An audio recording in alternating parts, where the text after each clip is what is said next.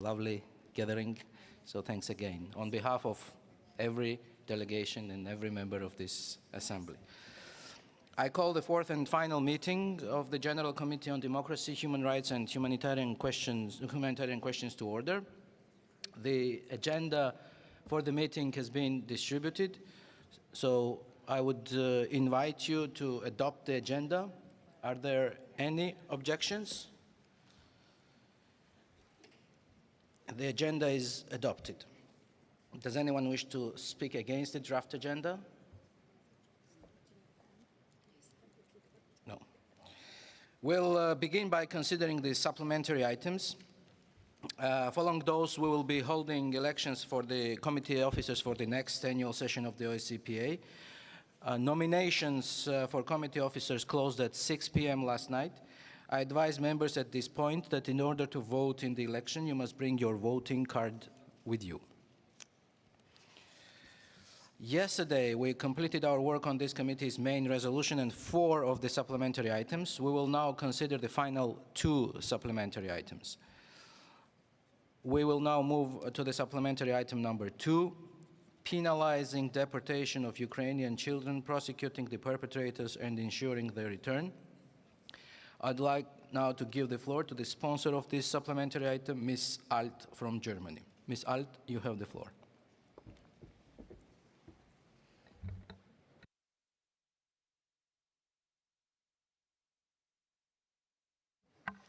Vielen Dank, Herr Vorsitzender, sehr geehrte Damen und Herren. Der russische Krieg gegen die Ukraine bringt sehr viel Leid, zahlreiche Menschenrechtsverletzungen, furchtbare humanitäre Katastrophe, unzählige Kriegsverbrechen. Ich möchte heute Ihre Aufmerksamkeit auf ein besonders perfides Verbrechen der russischen Militärs und Entscheidungsträger richten, auf die Verschleppung ukrainischer Kinder. Deswegen habe ich einen zusätzlichen Beratungsgegenstand zu diesem Thema eingereicht. Nach unterschiedlichen Schätzungen wurden fast 20.000 Kinder aus der Ukraine nach Russland und Belarus entführt. Ihre Schicksale sind vielfältig und doch gleichermaßen tragisch.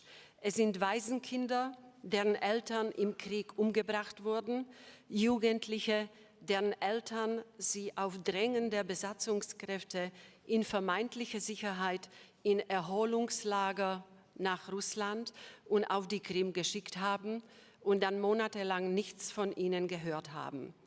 Wir können uns kaum vorstellen, was die betroffenen Familien fühlen, wenn der Kontakt zu ihren Kindern plötzlich abbricht. Aber wir können und müssen alles in unserer Macht Stehende tun, um die Rückkehr dieser Kinder zu ihren Familien sicherzustellen. Ich fordere einen Mechanismus unter Federführung der OSZE, um die NGOs und Familien, die sich um Rückkehr der Kinder aus Russland und die Ukraine bemühen, zu unterstützen. Sehr geehrte Kolleginnen und Kollegen, wir dürfen bei diesen furchtbaren Verbrechen Russland nicht wegschauen. Ukrainische Kinder, ukrainische Familien brauchen jetzt unsere Hilfe. Ich bitte Sie deswegen eindringlich um Unterstützung für meinen zusätzlichen Beratungsgegenstand. Vielen Dank. Thank you. The floor is now open for debate. Please note that speeches in this debate are limited to 2 minutes. I give the floor now to Ms. Heidi Frey from Canada, who will be followed by Ms. Firege from Germany.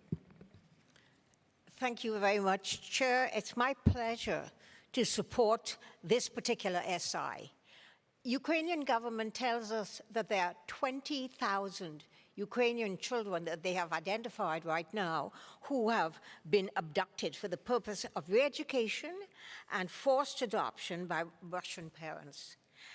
Article 2 of the 1945 Genocide Convention states that transfer of children with the intent of destroying their national, ethnic, racial, or religious identities is genocide. This is genocide. Canada was one of the 45 OSCE countries that called for the Moscow mechanism to investigate this. And we are now supporting the issue of arrest warrants for Vladimir Putin and for his Commissioner of Children, and actually not only arrest warrants, but to also criminally prosecute them for these crimes of genocide against Ukrainian children. I hope you will support this. I think it's an extraordinarily important thing for us to do at this particular time. We've got to stand up and be counted. This is unbelievable that children will be taken away from their parents, never to be seen again, and to be indoctrinated to become Russians. So thank you very much for letting me speak to this. Thank you. Ms. Verega is not here, so I will give the floor now to Mr. Pavlo Frolov from Ukraine, followed by Ms. Irina Gerashenko, also from Ukraine. Thank you, Chair. Dear colleagues, for more than 16 months, Ukraine has been in the hell of a full-scale war with Russia and continues to defend its indifference to European civilization and, at the same time, the fundamental values, rights, and freedoms that underlie the Western world. Russia continues to take away childhood from our children, deprives them from the main basis right, the right to life. At the end of June, more than 1,527 children were suffered in Ukraine as a result of Russia's full-scale armed aggression. From them, almost 500 children died, killed by Russians, and more than 1,000 were injured of varying degrees of severity. Tens of thousands of children have been forcibly deported. Unfortunately, these figures don't include data from temporarily occupied territories. That is why the reality can be scary.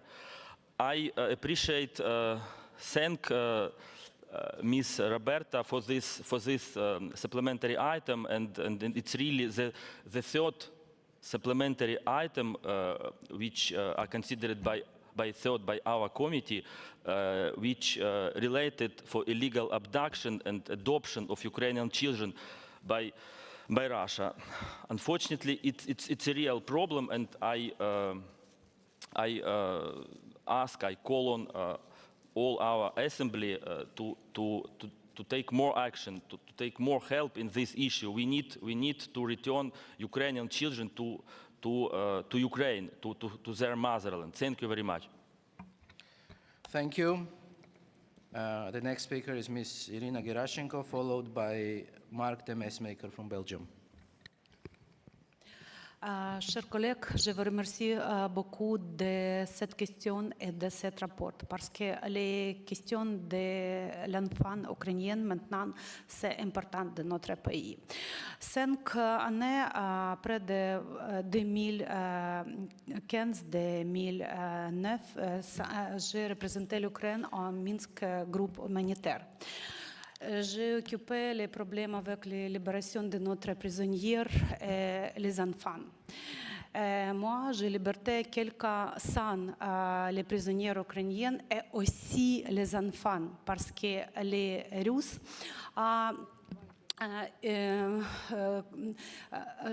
les Russes prendre les enfants ukrainiens comme les commandants et comme les prisonniers. Les Russes ont organisé les camps de filtration de 2040 et maintenant c'est un problème très grand de notre pays. Et je pense que maintenant c'est très principal avoir les campagnes spéciales pour changer et libérer tous les enfants ukrainiens parce que c'est question de génocide de l'Ukrainien. Merci beaucoup. Thank you. The floor now goes to Mr. Mark de Mesmaker from Belgium. Yes, thank you. The abduction, the deportation of children is one of the worst possible crimes and atrocities, causing misery and untold grief for parents, for relatives. Their return will be difficult. We all realize that. And a number of NGOs are doing a good job, good work. They can save dozens of children, but compared, of course, with the many thousands, it is too little. therefore, we should really support them in a massive way. I've already asked our government to provide support, and I encourage all my colleagues to do the same. And may I point out once again that abducting and deporting children is in breach with the UN Convention on the Prevention of Genocide. This was established right after the Second World War as a response to the Nazi German program to abduct Polish children and deport them to Nazi Germany to re-educate them. It is a terrible crime, and we cannot stress this enough. Thank you. Thank you for your contributions. Would Ms. Alt like to make any brief closing comments?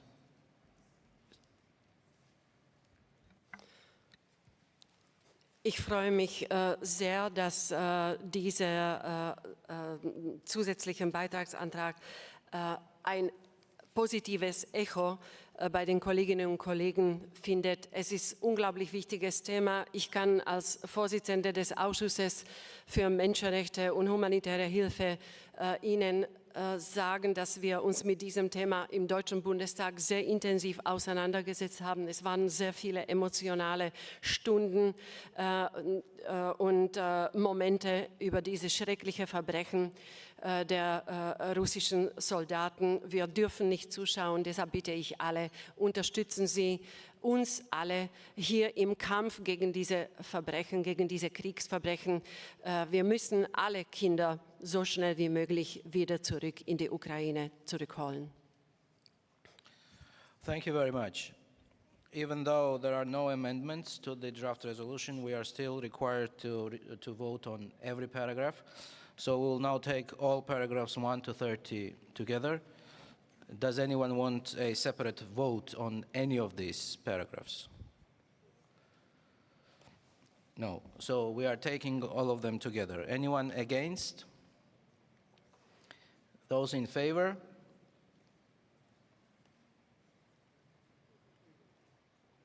Thank you. Any abstentions? Paragraphs 1 to 30 are agreed to. I propose now that we formally move to a vote on the draft resolution as amended. Would those in favor of adopting the draft resolution as amended, please raise your cards.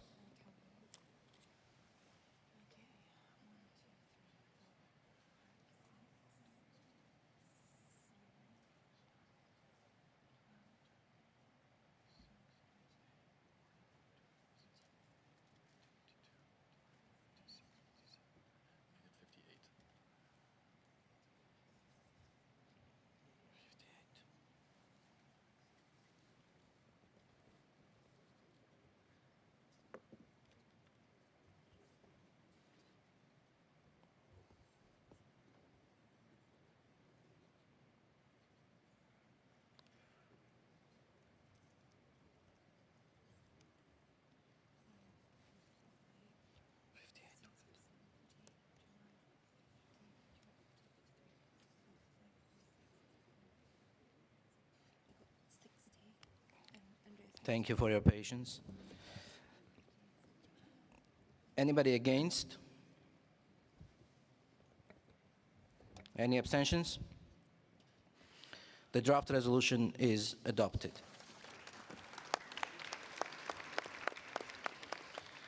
We now move to supplementary item number 8, the role of national parliaments in enhancing participation of civil society in parliamentary and decision-making processes. And I would like now to give the floor to the sponsor of this supplementary item, Mr. Hajiani from Cyprus. You have the floor, sir. Thank you, Mr. Chair. Dear colleagues, the lack of trust in democratic institutions, as well as in the effectiveness of governments, has meant the search for a new contract between leaders and people.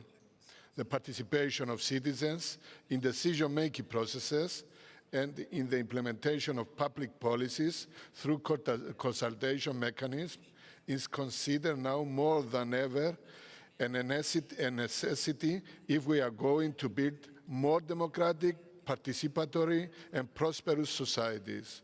Moreover, participation of every community in democratic life is more than to elect or be elected, even though that these are also important elements. The civic participation and active citizenship refer to the right, the means, the space, and the opportunity to participate and influence decisions, contributing to the construction of a better society. In this regard, civil society proves to be an important factor. The present supplementary item aims on the one hand to guide national parliaments in guaranteeing, protecting, and promoting the participation of civil society in parliamentary and decision-making processes, particularly through their legislative and oversight powers, and on the other hand, aims to the empowerment of our citizens as individuals, advocates, or as part of non-governmental organizations in order to achieve a positive change in our region. I am sure that in the end, this participation will improve the quality, gender sensitivity, and overall inclusiveness and transparency of policy and legislative decisions. Likewise, it strengthens the potential for their successful implementation. As you all know, in recent years, the space for civil society is dangerously shrinking throughout the OSCE region. In too many OSCE participating states, civil society is today vilified, restricted, harassed, and repressed. Now is the time to adopt stronger laws on the national level, which will create and maintain an enabling legislative environment for civil society's public participation. And this supplementary item is recognize this need. Hopefully, we can all embrace this supplementary item, and most importantly, return it to our capitals. We can do something to improve the situation. In addition to that, my experience as special representative of the OSCE Parliamentary Assembly on civil society engagement has shown that it is impossible for any authority or institution to tackle any issues alone.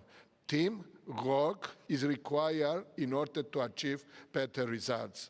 In this effort, all the relevant factors, such as parliaments, governments, experts in the field, civil society, and academia, must be involved.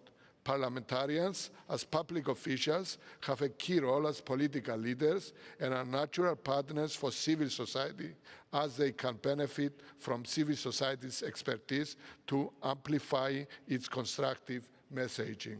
Let me close with one final point, which has been said too many times until today, and that is that we want our work here to be relevant, to be known by and appreciated by a greater number of our citizens.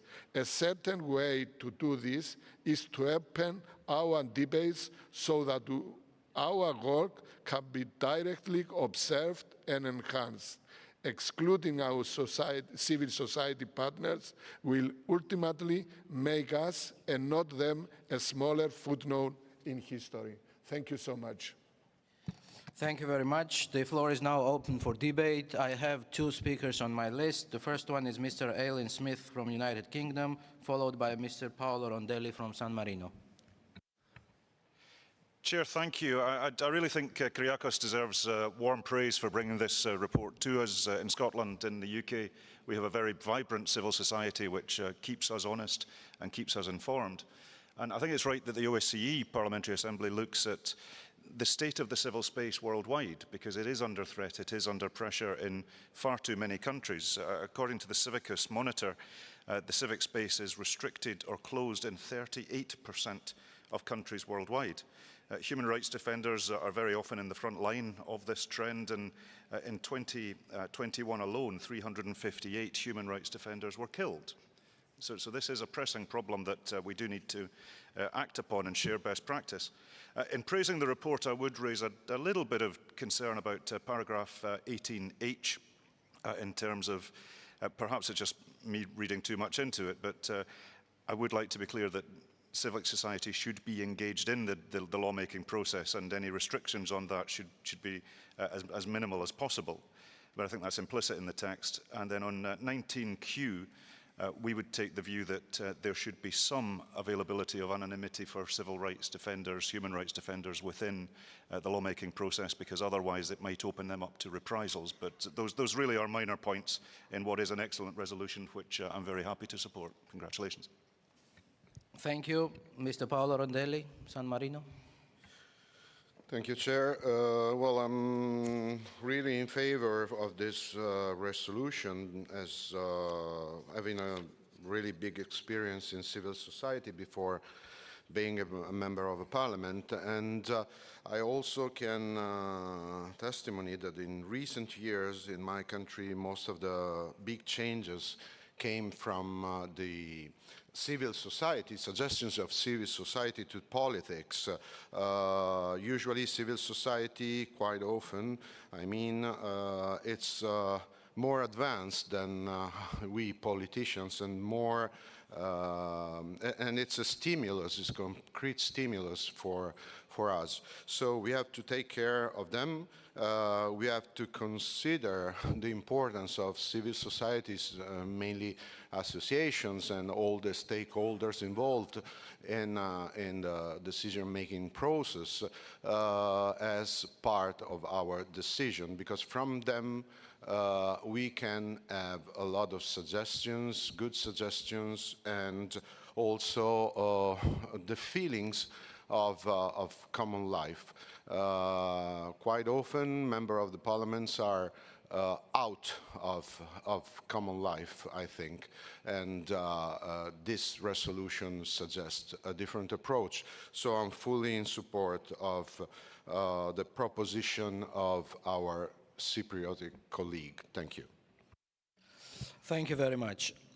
Now I have been alerted that there is an oral amendment to paragraph 7, but I will explain the procedure once we reach the point in the text.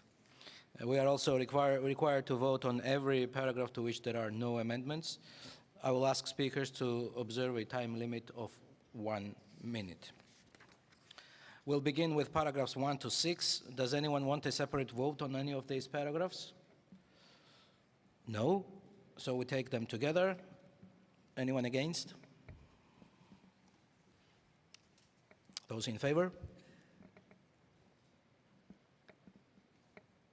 Thank you. Abstentions? Paragraphs 1 to 6 are agreed to. An oral amendment has been proposed that inserts the words "and environmental" after human rights in paragraph 7. In accordance with paragraph 10 of Rule 22 of our Rules of Procedure, first I will ask whether there is any objection to the oral amendment being considered. If there is any objection, the oral amendment cannot be considered and it falls. If there is no objection, we will proceed to consider the amendment in the same way as other amendments. That is, we will hear from the proposer of the oral amendment, one speaker against the oral amendment, and the opinion of the rapporteur. We will then decide by a simple majority vote whether to adopt the oral amendment. I hope the rules are clear. So is there any objection to the oral amendment being considered?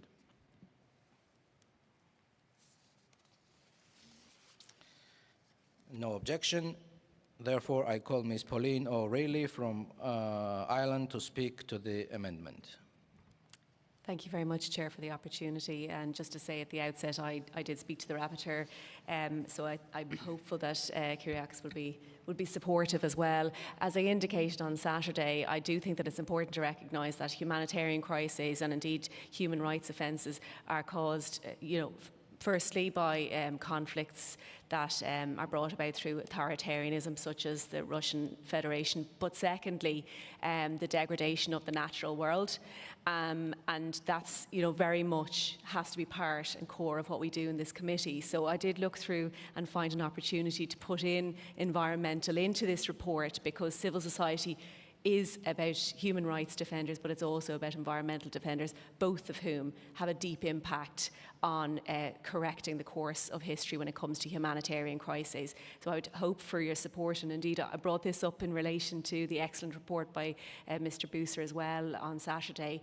So I think that from now on, if we just, frame things so that we're taking into consideration the various aspects of humanitarianism and human rights, I think would be helpful for us in our work. Thank you. Thank you. Does anyone wish to speak against the amendment? Mr. Hajianis, your opinion?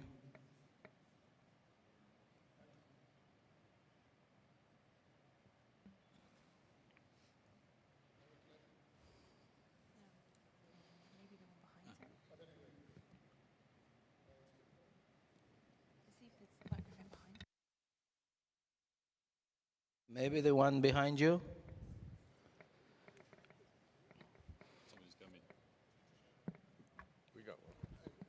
If you approve the amendment, just signal to us by waving a hand.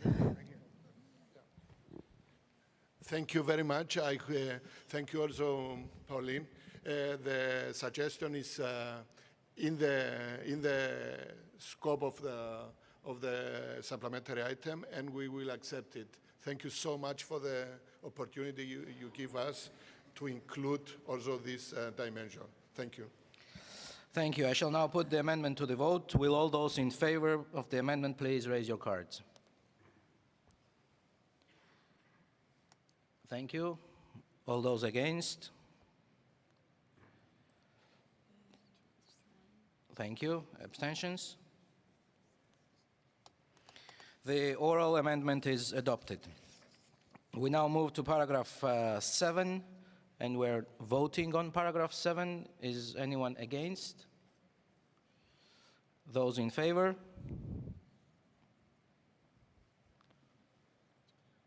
Thank you. Abstentions? Paragraph 7 as amended is agreed. We now take all the paragraphs from 8 to 25 together. Does anyone want a separate vote on any of these paragraphs? No, we are taking them together. Anyone against? Those in favor? Thank you. Any abstentions? Paragraphs 8 to 25 are agreed. I propose now that we move to a vote on the draft resolution as amended. Would those in favor of adopting the draft resolution as amended, please raise your cards. And please hold them for 30 seconds.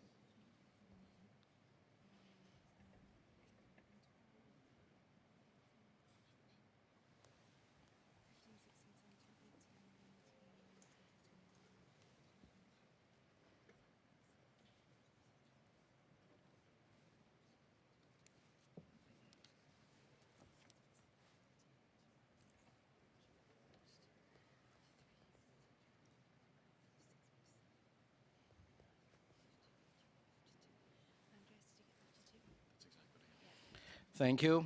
Would those against please raise your cards? Any abstentions?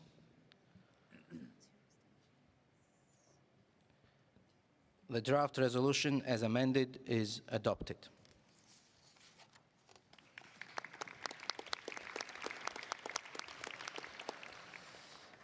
We now come to the election of the committee officers for the next annual session of the Assembly. As I will be participating as a candidate, I will hand over to the Vice Chair, Farah Karimi. But before I do that, I want to thank you very much for your excellent cooperation. It was really a pleasure and an honor to chair this session. Thank you again, and the floor now goes to Ms. Farah Karimi. Thank you. Thank you, Chair. The Chair has appointed myself, Farah Karimi from the Netherlands, and Mr. Johan Booser from Sweden, and Mr. John Aldock from Canada as tellers to oversee the conduct of the election and the counting of the voters and of the votes. The International Secretariat informs me that the following nominations have been received in the table office. For the Chair, we have the following candidates: Lucy Potichakova from the Czech Republic and Nicholas Samcharadze from Georgia. Please could the candidates stand to be recognized? Thank you very much. As this position is contested, I would like to invite the candidates to briefly address the committee. The order of speakers has been randomly determined. This process was overseen by the tellers. Mr. Nicholas Samcharadze shall speak first, then Ms. Lucy Potichakova, each 3 minutes. Now I call Mr. Samcharadze to address the committee, and I would like to invite you to take your seat in the, yes, exactly.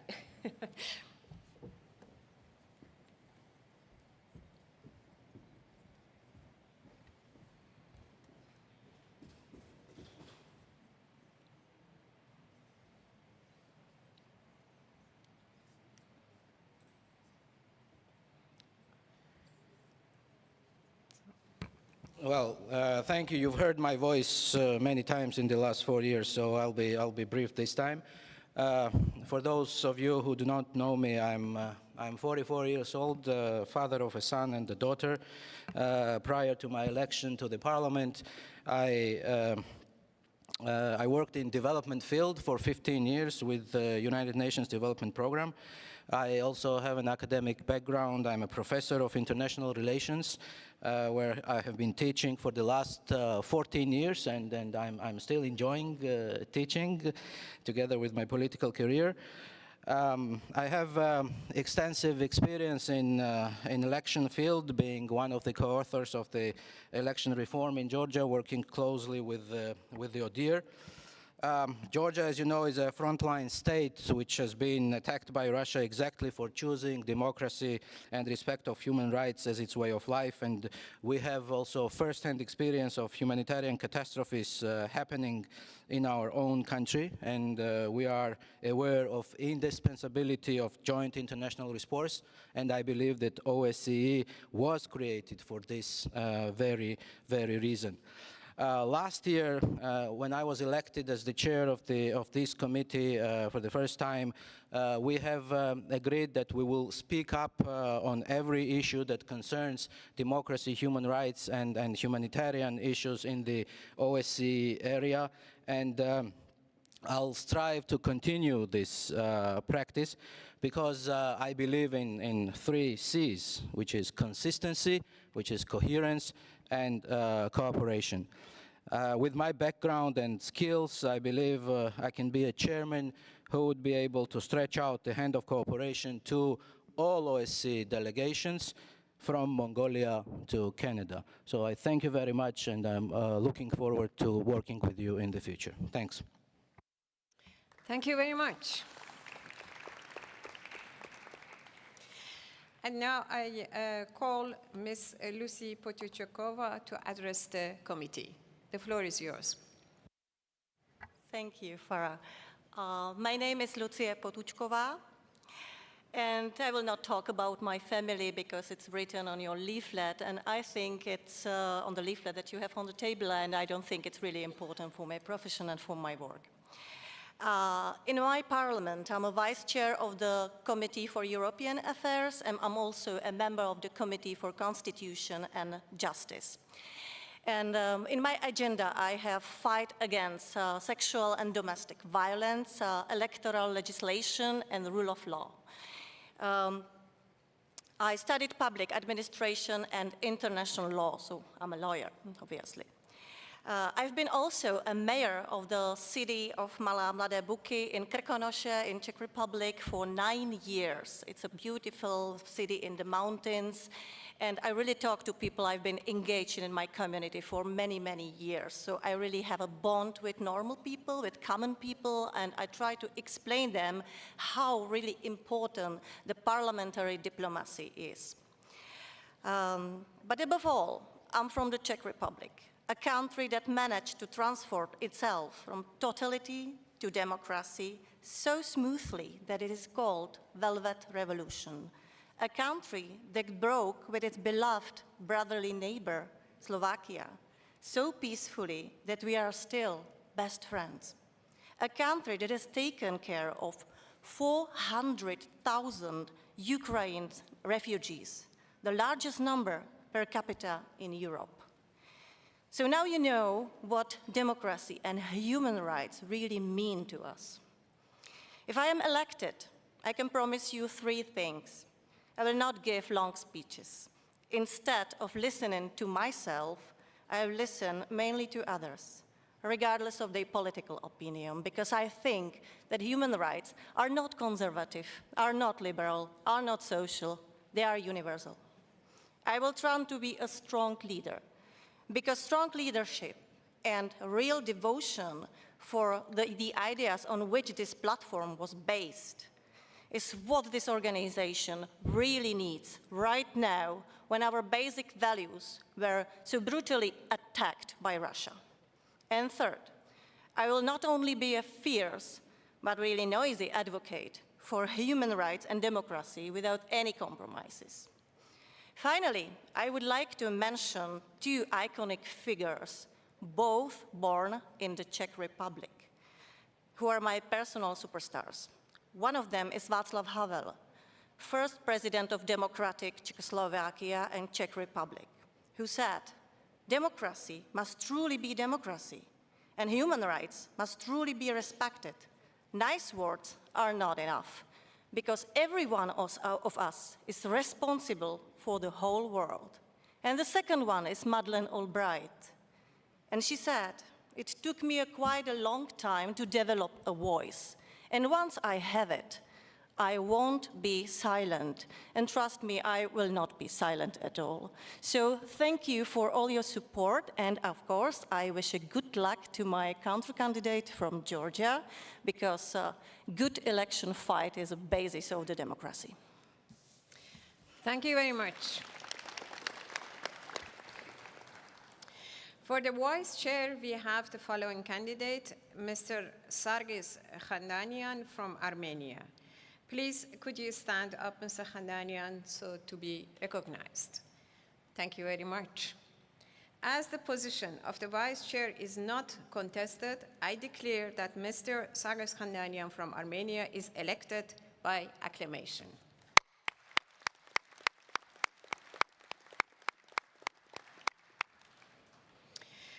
For the rapporteur, we have the following candidates, Mr. Björn Söder from Sweden and Mr. Malik Ben Achur from Belgium. Please could the candidates stand to be recognized. Thank you very much. As this position is contested, I would like to invite the candidates to briefly address the committee. The order of speakers has been randomly determined. This process was overseen by the tellers. Mr. Malik Ben Achur shall speak first, followed by Mr. Björn Söder, each for 3 minutes. Now I call Mr. Ben Achur to address the committee. The floor is yours. Thank you, Madam Chair. Thank you, dear colleagues. First of all, I'd like to say that I'm very much in favor of diversity in this organization, and in particular, the diversity of languages. I'm a French-speaking Belgian, so I'm going to present my candidacy in both languages, first in French, and then I will go on in English. Alors d'abord, à titre personnel, sachez que j'ai 44 ans, que j'ai 4 enfants, que j'ai fait des études de philosophie en Belgique et à Paris, et également des études de relations internationales. J'exerce mon premier mandat de parlementaire depuis 2019, après plusieurs années de combat au niveau de la politique locale. Et on le sait, l'Assemblée parlementaire de l'OSCE est à un tournant de son existence, et dans ce processus nécessaire de refondation, la fonction de rapporteur est probablement une fonction clé. Je pense que notre Assemblée doit pouvoir continuer à affirmer les valeurs qui sont les siennes, et de ce point de vue-là, cette fonction de rapporteur est probablement cruciale et certainement dans cette troisième commission, considérant les thèmes qu'ils y traitent, considérant aussi le contexte interne et externe dans lequel se trouve notre organisation. Et donc je vous le dis franchement, nous ne pouvons prendre aucun risque d'affaiblir les positions, les principes, les valeurs qui sont les nôtres, et nous devons au contraire les renforcer. For me, the role of rapporteur implies the ability to listen, compromise, and reach consensus. I come from a country, Belgium, which is not only one of the 6 founding members of the EU, but above all, as consensus building in its political and institutional DNA. I'd even go so far as to say that we are world experts in consensus building, in our ability to reach compromise without ever compromising on our shared values. It is in the name of this principle that I wish to serve this committee and this assembly. But I believe we must also be concrete and precise. And as we know, Russian war of aggression against Ukraine has raised a series of huge problems about human rights violations. At the heart of these problems is making Russia accountable for every human rights violation and war crimes against prisoners, against civilian populations, against women, against children. We must be perfectly aware that the question of Russia's accountability will not stop as soon as the guns fall silent. We will have to hold Russia accountable for many years to come. The OSCE and this committee will be a privileged place to do so. Finally, we must be aware that the promotion of human rights in Ukraine must not overshadow their defense elsewhere in the OSCE area, where the stakes remain high in Central Asia or Western Balkans, in Central Europe or Mediterranean area, and even in Western Europe and North America. Dear colleagues, the fight for human rights is universal. It is also a perpetual battle, never definitely won, but constantly fought. For all these reasons, I hope to earn your confidence, and I thank you for your trust. Thank you very much. Now I call Mr. Söder to address the committee. The floor is yours, sir. Thank you, Madam Chair. My name is Björn Söder. I'm 47 years old. I've been in the Parliament since 2010, and the last 9 years as a member of this Assembly. I'm also former Deputy Speaker. I've been involved in international politics since I entered the Parliament, and during those years I've built up an extensive international network. At present, our organization stands in before some of the hardest challenges since the founding of the OSCE. As parliamentarians, it is our duty to work for the people in creating human societies, and I'm proud of the Assembly's comprehensive efforts to guarantee human security for all. I would like to continue that great work that our Assembly has begun, and therefore I ask for your support as rapporteur. The OSCE will continue to be an important paragon in its humanitarian values and work for democracy globally. It is of utmost importance that we continue to defend these values in a time where they are under constant challenge. By doing so, our organization will continue serving as a guiding light on the international stage. Under my active rapporteurship, I will work to elucidate and uphold the common values of civil and human rights that the participating states of the OSCE have pledged to honor. I respectfully ask for your support in this important work. Thank you. Thank you very much. As the positions of chair and rapporteur are contested, we will have an election. I will hand over to the Secretariat to explain the balloting process. Thank you very much. It's not that complicated. I think many of you maybe have already tried this, but we'll move to a secret ballot for the position of chair and rapporteur. Ballot papers have been prepared for both elections already, so we are basically ready to go. For the chair and rapporteur, we have two candidates to vote. Please simply place a cross by the name of your preferred candidate. The candidate with the highest number of votes will be elected. In case of a tie, lots will be drawn. Please now come to the podium to collect your ballot paper. That's over on this side. You must have your voting card with you. So please give your voting card to the staff that will exchange it for a ballot paper. I'm going to set the timer for 10 minutes, so we'll have voting open for 10 minutes unless there's any need to extend it. So the timer, if we can have that up, please. Thank you very much.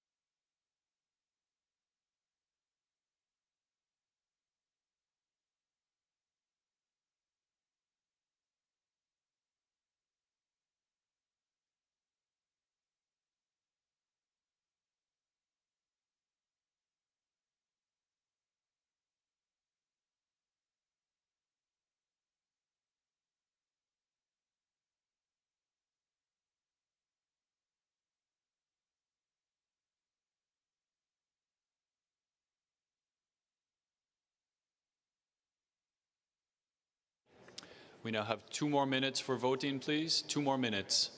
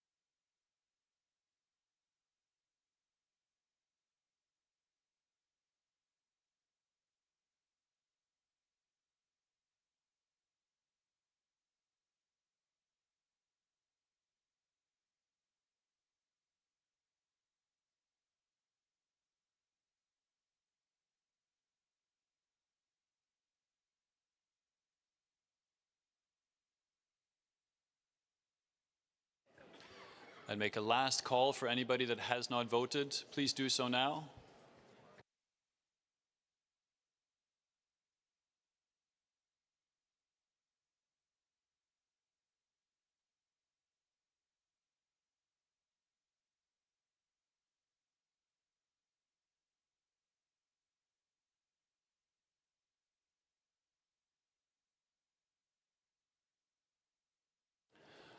Thank you. Voting is closed.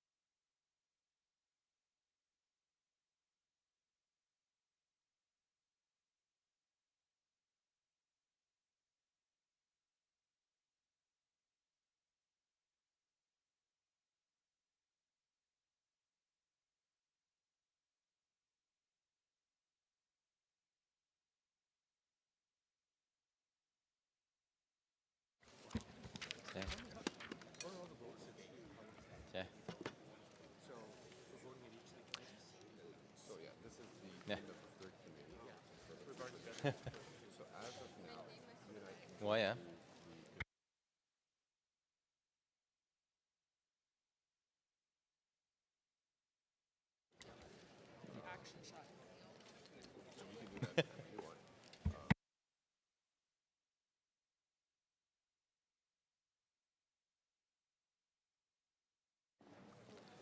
Voting in anticipation does not take out the right for a second round. No.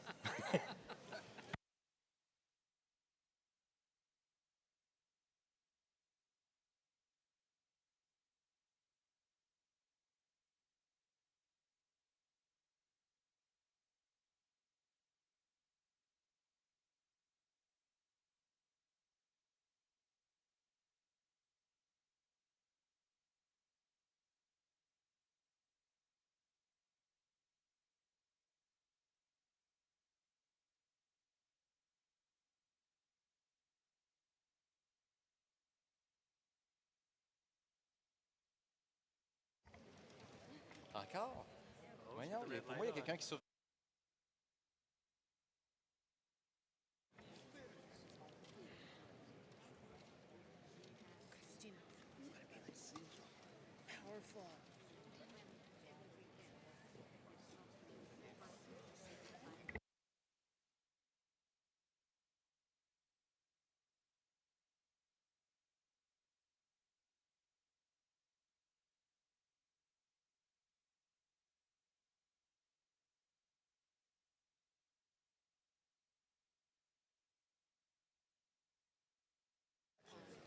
Okay. Hang on.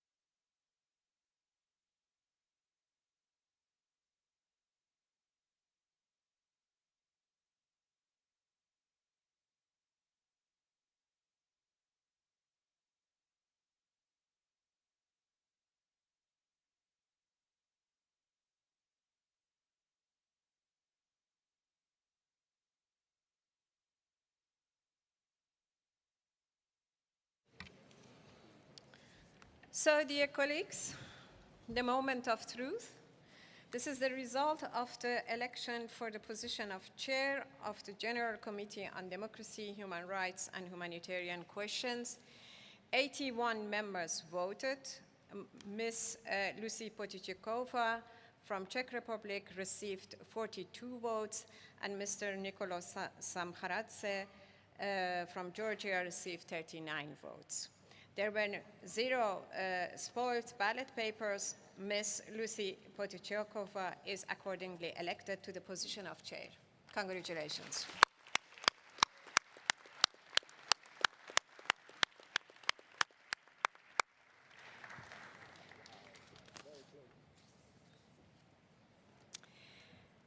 This is the result of the voting for the position of rapporteur of the General Committee on Democracy, Human Rights and Humanitarian Questions.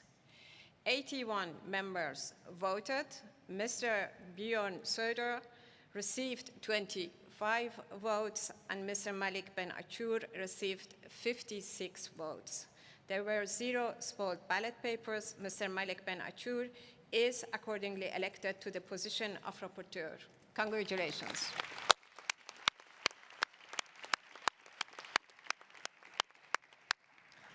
So now may I to invite our new elected chair to come here and chair the meeting. I think it's the outgoing. We can just make a photo. We can just make a photo.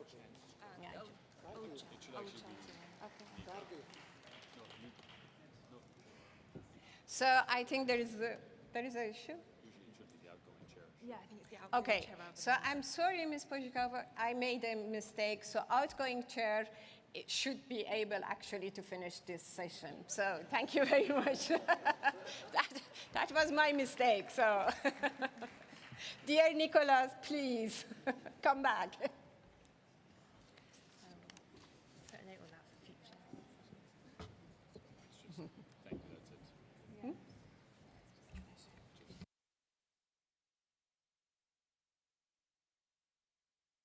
I congratulate the newly elected officers to the election. I wish them best of luck and success in their endeavors.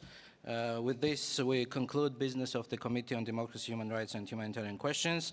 I thank you for your contribution to the productive discussions that we had, and we'll see each other next time in Vienna. Thank you very much.